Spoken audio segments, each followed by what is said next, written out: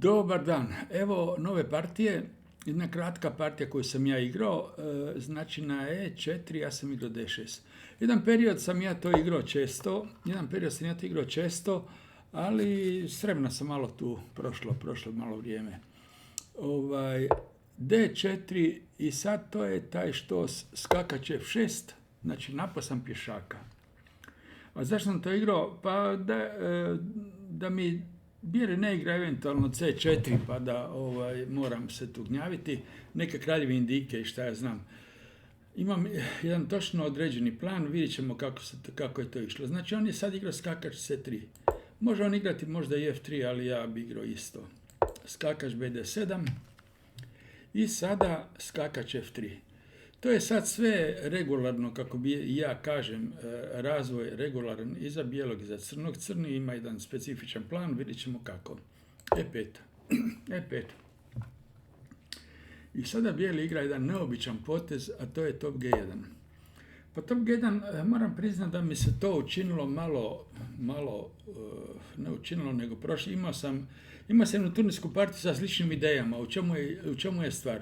Pa bijeli hoće igrati G4, G5, napredovati sa ova dva pješaka i nekakav bajonetni napad, šta ga je nazvao Vladimir Vuković u svojim knjigama.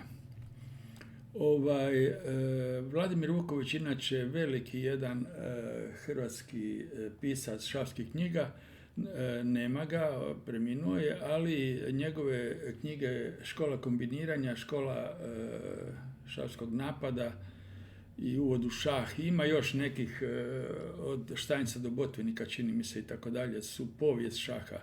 Ako imate mogućnost da nabavite jer naučit ćete puno. I C6, da kažem još, to je inače prevođeno i na engleski jezik, neke od tih knjiga.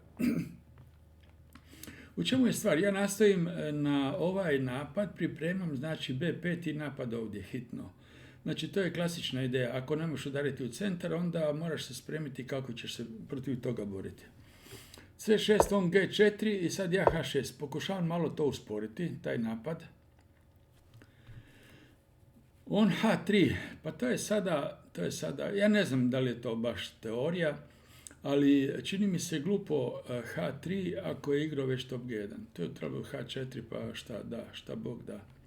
On H3, ja dama C7, znači on je malo tu zakasnio, da tako kažem, kasnio stvari. I L3 i B5. Jer ovaj je pješak branjen, to je vrlo važno. On bi sad mogao i G5 i mene bi dovesti u jednu neugodnu situaciju, ne znam šta bi igrao točno. On dama D2 i ja B4, horuk. Znači on je sad tu nešto previdio. I ja ću to vrlo slatko uzeti, tog pješaka, konje 2. To nam pokazuje, on može ovog mog, ali to je sve uračunato u štetu. Može se zaključiti kako je pod nekim dosadašnjim potezima da je to relativni početnik, neovisno šta možda ima neki rating. A zašto to kažem? Pa evo jedna stvar je ovo što sam rekao, top G1 pa G4, a H3. A druga je ovo da ja mu dajem ovog pješaka, vjerojatno je to previdio, ali dobro, ispalo je tako, ja mu dajem ovog krajnjeg, recimo, nije krajnji, ali nije centralni pješak za ovog centralnog. Tako to je u moju korist. On dama B4 i ja to B8. Ne mijenja na stvari D5, ovako sam bar zauzeo topom ovu liniju i ja možda ću ići u rokadu. I on dama A3, što je naravno loš potez, ali sad vidim da on baš i nema gdje dobro ići.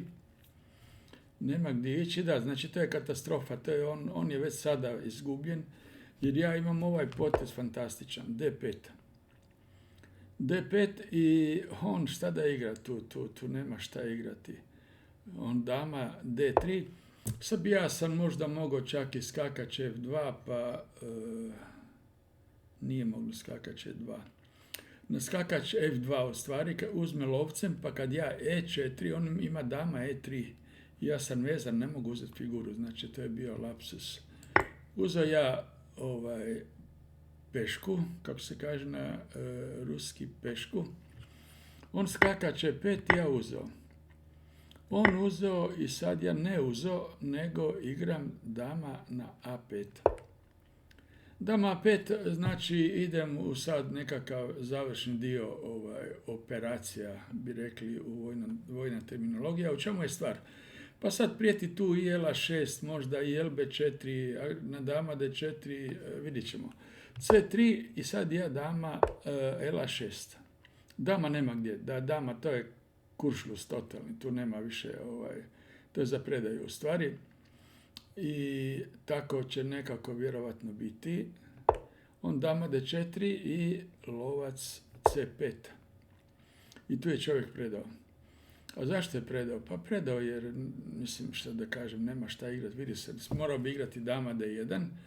A sad na dama D1 ja imam tu više dobrih nastavaka. Imam i skakač, i uzeti ovog najprije, pa onda skakač C3. Skakač C3 je možda najjednostavniji potez. I ako bi on lovac D2, da nekako da me veže ili nešto, mogu LB4, mogu skakač D2. Eto, uglavnom to je to, jedna minijatura.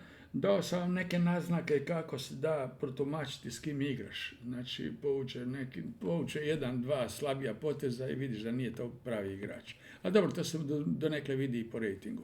Ok, toliko od mene, ja vas pozdravljam i pozivam da se upišete na moj kanal Merigar Šah, da zajedno sa mnom učite i naučite igrati šah.